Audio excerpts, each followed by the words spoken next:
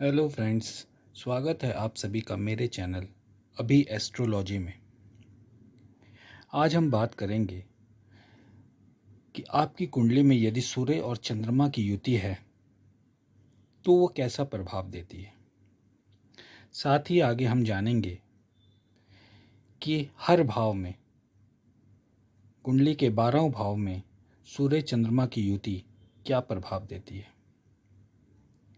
तो आप ये वीडियो ध्यान से समझें, क्योंकि एक बहुत ही महत्वपूर्ण टॉपिक है जो आपको ये बताएगा कि आपकी आत्मा और मन किस दिशा में कार्य करेगा और आपको उसका कब अच्छा और कब बुरा फल प्राप्त होगा।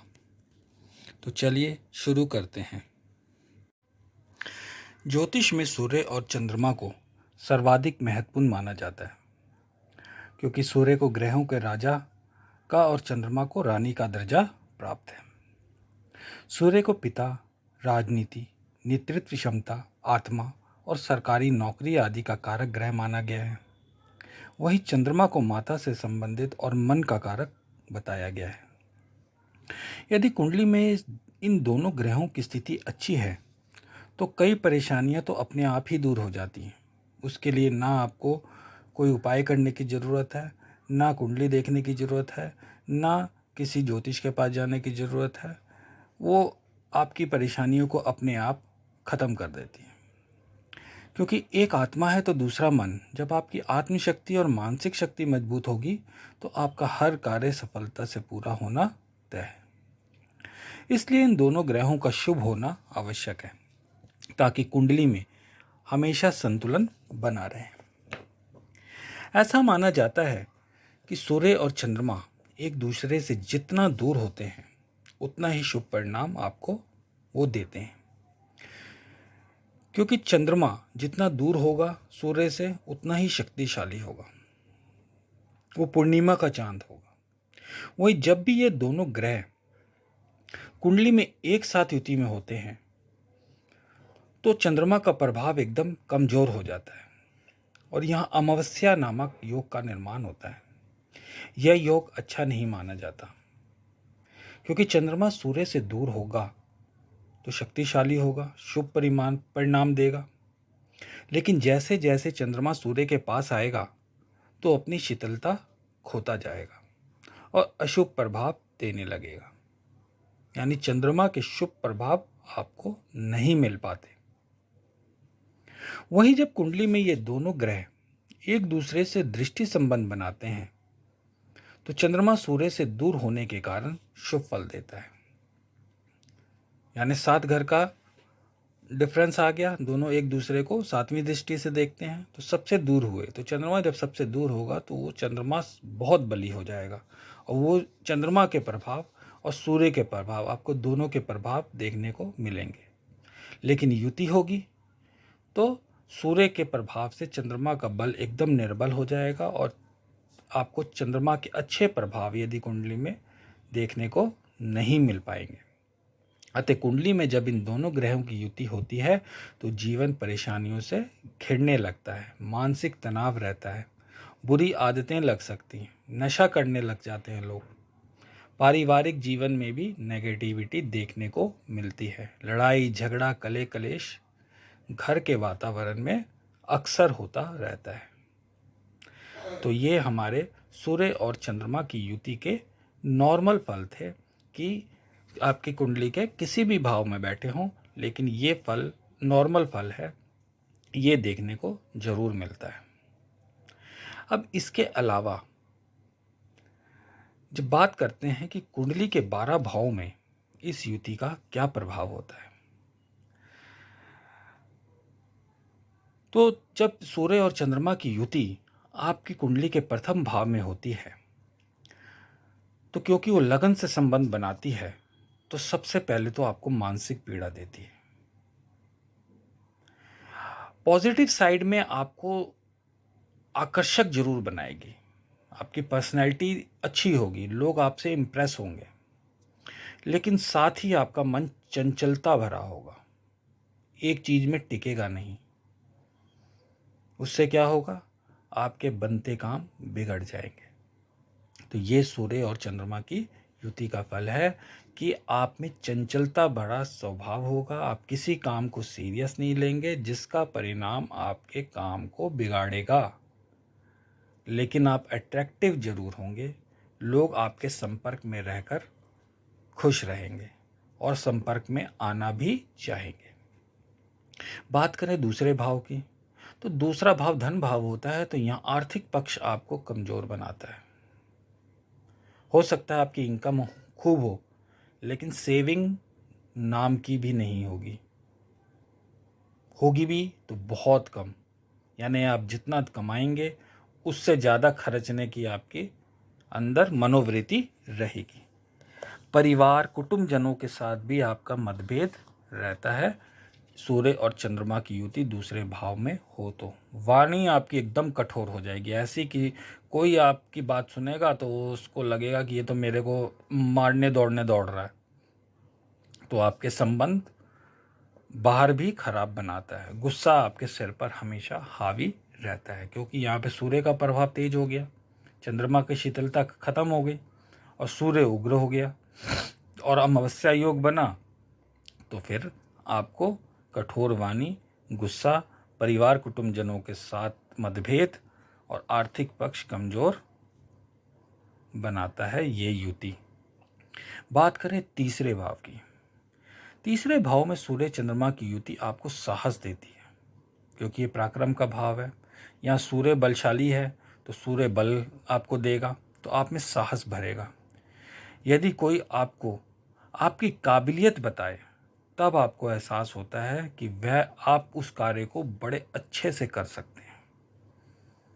अगर कोई आपको आपकी काबिलियत नहीं बताएगा तो यहाँ पे आपका जीवन नीरस भरा ही रह जाएगा। लेकिन अगर आपको जैसे ही अपनी काबिलियत पता चली तो आप उस काम को सफलता तक अंजाम दे देंगे। ये युति ये कराती है। सेम वैसा ही जैसे हनुमान जी को याद दिलाया गया था कि आप कितने शक्तिशाली हैं, तो वो 400 को समुद्र को एक ही बार में लांग गए थे और उसके बाद उनके खोई शक्ति वापस आ गई थी। तो सेम वही उसी तरीके का आपके अंदर भी स्वभाव देखने को मिलता है। इस भाव में युति अच्छी होती है, लेकिन कंडीशन आपको मैंने बता ही दी कि आपको आपकी शक्ति को खुद पहचानना होगा या कोई आपकी शक्ति आपको बताए कि आप में कितना सामर्थ्य भरा हुआ है, तब आप ऊंचाइयां छू सकते हैं इस युति में रहकर भी। बात करें चौथे भाव की, तो चौथे भाव में चंद्रमा को बल मिल जाता है, क्योंकि चंद्रमा चौथे भाव सुख भाव का कारक होता है। वहीं सूर्य यहाँ ज़्यादा बली नहीं होता, चौथे भाव में सूर्य बली नहीं होता, इसलिए चंद्रमा का प्रभाव ज़्यादा हो जाता है और आपको मिले जुले प्रभाव देखने को मिलते हैं। ऐसे लोग परिवार के साथ, कुटुंब के साथ रहना पसंद करते हैं। अपने प्रियजनों के साथ समय व्यतीत करना उनको अच्छा लगता है और माँ का साथ और सहयोग इन्हें आजीवन मिलता है। इनकी माँ इनके लिए हमेशा अपना सर्वत्र निछावर करने के लिए तैयार रहती है, आजीवन, चाहे बच्चा पूछे चाहे ना पूछे। वैसे यहाँ पे ये युति हो तो बच्चे का माँ के साथ भी आजीवन लगाव लगा रहता है। बात करें पांचवें भाव की, तो पंचम भाव में सूर्य और चंद्रमा की यह युति आपको भावुक बनाती है, साथ ही उसकी संतान को जीवन में चुनौतियां मिलती हैं। यानी आपको भावुक बनाएगी और आपकी जो भी संतान होगी उसका जीवन संघर्षपूर्ण भरा रहेगा। संतान का सहयोग भी आपको यहाँ पे नहीं मिलता तथा यह व्यक्ति कभी कभी अज्ञानता भरी बातें करता है और अपने कार्य को बिगाड़ देता है। यानी वो अज्ञानी हो जाता है। ज्ञानी होते हुए भी वो कुछ ऐसा कर जाता है कि उसका कार्य खराब हो जाता है और उसे लॉस हो जाता है। तो यहाँ पे आपकी भावुकता आपके लिए दिक्कत पैदा करती है और संतान से आपको सुख प्राप्त नहीं हो पाता। षष्ठम भाव में सूर्य और चंद्रमा की युति से आप क्या होंगे, चिंता में घिर जाएंगे। चिंता आपको चारों तरफ से घेरे रहेगी। एक चिंता खत्म हुई नहीं कि दूसरी लग गई, दूसरी हुई नहीं कि तीसरी हो गई, तीसरी ठीक हुई नहीं कि चौथी लग गई। शत्रु रोग से आप परेशान रहेंगे तथा कर्ज का बोझ भी बढ़ता चला जाएगा। यह ना तो आपको कर्ज लेना चाहिए और ना ही देना चाहिए। कर्ज लेंगे तो चुकाने में बहुत दिक्कत आएगी, और कर्ज देंगे तो आपका पैसा वापस आपको नहीं मिलेगा। बहुत मिल भी गया तो ये आप ये सोचिए कि खून के आंसू रोएंगे, उसके बाद ही आपको पैसा मिलेगा। इसीलिए जज्बात में बहकर किसी को कर्ज ना दें, और अपनी इनकम से ज़्यादा कभी भी कर्ज ना लें, कि अगर चुकाने की क्षमता नहीं है तो कर्ज ले भी ना, नहीं तो उसमें भी आपका घर बार सब कुछ बिकने के आसार नज़र आते हैं। बात करें सप्तम भाव में, सप्तम भाव में सूर्य चंद्रमा की युति दाम्पत्य जीवन में मतभेद बढ़ाती है। दाम्पत्य जीवन में तोड़ती नहीं है। यहाँ पे आप ये मत सोचिए कि जब दाम्पत्य जीवन चलेगा नहीं, लेकिन वही कलेश का वातावरण बना रहेगा। पत्नी का जो मन है वो दूसरी तरफ जाएगा, पति का दूसरी जाएगा, यानी मन मुटाव मत कहीं भी नहीं मिलेंगे, दोनों के विचार नहीं मिलेंगे, जिससे जीवन में हर कदम पर लड़ाई झगड़ा होता रहेगा, लेकिन शादी नहीं टूटेगी, इस बात से आप निश्चिंत रहें। पार्टनरशिप में कोई बिजनेस यहाँ नहीं करना चाहिए। यदि करेंगे तो 100% आपको धोखा मिलेगा ही मिलेगा। वैसे आप बिजनेस कर सकते हैं, लेकिन पार्टनरशिप में यहाँ रिकमेंडेड नहीं है। अष्टम भाव में जब सूर्य और चंद्रमा की युति होती है तो किसी ना किसी चीज़ का भय आप में हमेशा बना रहता है। मैं बीमार ना हो जाऊं, मेरा एक्सीडेंट ना हो जाए, मेरे को बिजनेस में लॉस ना हो जाए, मेरी नौकरी ना छूट जाए, मेरी शादी होगी कि नहीं होगी, मेरा बच्चा होगा कि नहीं होगा। इस तरह का आपको भय हमेशा बना रहेगा आजीवन। आपकी सारी चीज़ें ख़त्म होगी, शादी हो जाएगी, आप पहले पढ़ाई में मैं पता नहीं अच्छे नंबरों से पास होऊंगा कि नहीं होऊंगा, हो गए, मेरा कॉलेज में एडमिशन होगा कि नहीं हुआ, हो गया, मेरी नौकरी होगी कि नहीं होगी, नौकरी भी हो गई, मेरी शादी होगी कि नहीं होगी, वो भी हो गई, मेरा बच्चा होगा कि नहीं होगा, वो भी हो गया। तो ऑलमोस्ट सारी चीज़ें हो जाएंगी, लेकिन आपको भय बना रहेगा हमेशा। यहाँ यह युति आपको शाही नेचर का बनाती है। आप शर्माते भी हैं और आप एंजाइटी के शिकार भी होते हैं। आपको भीड़ भड़क्का लोगों के सामने अपनी बातों को रखना में असहज महसूस होगा। आप दूसरों के सामने अपनी बातों को नहीं रख पाएंगे, कंफर्टेबल फील नहीं कर पाएंगे। जनरली इस भाव में युति आपको अकेले रहने में मजबूर करती है, आपको अकेला रहना ही ज़्यादा पसंद आता है। नवम भाव में यह युति आपको धार्मिक बनाती है, आपको जन्म स्थान से दूर ले जाती है, और जन्म स्थान से दूर जाकर ही आपके भाग्य उदय होता है। पिता का सहयोग यहाँ आपको नहीं मिलता, मतभेद लगा रहता है। आप कुछ कहेंगे, आपके पिता कुछ कहेंगे, तो दोनों में तालमेल आजीवन नहीं बनेगा। बाकी नवम भाव में आपको तरक्की जरूर मिलती है, आप धार्मिक कार्य करते हैं, आपका भाग्य सपोर्ट करता है, लेकिन जन्म स्थान से दूर अगर आप जाकर कोई भी कार्य करते हैं तब। दशम भाव में यह युति सूर्य को बली बनाती है, वहीं यहाँ पे चंद्रमा निर्बल हो जाता है। अब सूर्य बली हुआ तो आपको में शासन करने की क्षमता बढ़ जाती है, लेकिन आपका मन कमज़ोर हो जाता है। तो अगर आप यहाँ पे इस युति के बाद आप अगर प्रशासनिक सेवा में भी हैं तो आप उस स्तर पर तो पहुँचते हैं, लेकिन आप डिसीज़न अच्छे नहीं ले पाते हैं, जिससे आपको कार्य क्षेत्र में परेशानियों का सामना करना पड़ सकता है। तो यहाँ का युति आपको ऊंचाई तक तो ले जाती है, लेकिन आपके डिसीजंस, आपके मैनेज करने की पावर ये अच्छी नहीं होती है।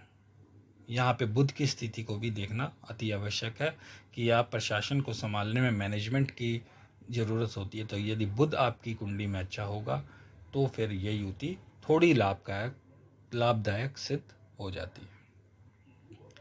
एकादश भाव की बात करें तो यहाँ आर्थिक पक्ष आपका अच्छा हो जाता है,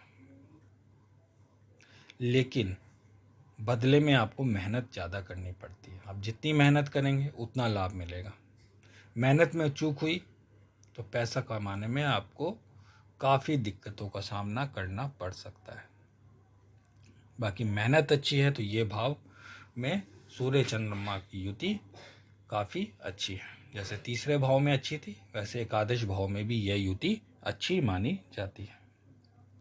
तो आतश भाव की बात करें तो आप बुरी आदतों के शिकार हो जाएंगे। बुरी संगत में पड़कर अपना सब कुछ बर्बाद कर सकते हैं। कहते हैं ना, बुरी संगत होती है तो सब कुछ बर्बाद हो जाता है। तो वही, आप बुरी संगत में पड़कर नशा करने लग सकते हैं, आप जुआ खेलने लग सकते हैं, आप सट्टेबाजी कर सकते हैं, जिसके कारण आप कभी कभी जेल भी जा सकते हैं। होता है ना, सट्टेबाजी होती है तो पुलिस आके पकड़ लेती है, तो वो कंडीशन भी यहाँ पर बनती है। तो आपको जेल यात्रा के योग भी यहाँ पे सूर्य चंद्रमा की युति बनाती है। लेकिन यदि आपने अपनी संगत सही रखी, आपके दोस्त यार अच्छे हैं, अगर बुरे भी हैं तो आप उनकी अगर बातों को नहीं मानते, अपने दिमाग से चलते हैं, तो यह युति आपके लिए लगभग ठीक ही रहेगी। इसमें ज़्यादा नुकसान की बात नहीं है। उपाय में बात करें तो यहाँ पे इस युति में आपको चंद्रमा को मजबूत करना बहुत ज़रूरी होता है। क्यों? क्योंकि सूर्य चंद्रमा की युति से सूर्य चंद्रमा पर हमेशा हावी रहता है, जिससे आपका मन कमज़ोर हो जाता है। तो आपको इसमें उपाय में सिर्फ चंद्रमा को उपाय करना है। चंद्रमा से रिलेटेड आपको दान करने हैं, भगवान शिव की आराधना करनी है, ओम नमः शिवाय का आपको जप करना है रोज। और सावन के महीने में अगर आप एक बार रुद्र अभिषेक करवा दें तो वो ज़्यादा बेटर रहेगा, अगर कोई सस्ता पंडित आपको मिल जाता है तो। क्योंकि रुद्र अभिषेक में कभी कभी पंडित 11,000 21,000 भी मांगते हैं। तो आपको अपने सामर्थ्य के अनुसार देखना है कि आप कितना पैसा खर्च कर सकते हैं। अगर आप असमर्थ हैं तो आप कोई बात नहीं है, आप सावन के महीने में और हर सोमवार, सावन के महीने में हर सोमवार को, और वैसे भी नॉर्मल सोमवार को आप शिव जी को जल की जगह दूध चढ़ा दें और चंदन का तिलक आप रोज शिव जी को लगाएं और बचा हुआ तिलक अपने माथे में लगाएं। देखिए आपका चंद्र मजबूत होता चले जाएगा। तो ये आज मैं आप लोगों के सामने सूर्य चंद्र की युति का प्रभाव, सभी भावों में फल, और अगर आपका ये युति है तो उसके उपाय को लेकर उपस्थित हुआ था। आशा करता हूँ कि आपको ये टॉपिक पसंद आया होगा। इसलिए चैनल को लाइक, शेयर और सब्सक्राइब जरूर करें। धन्यवाद।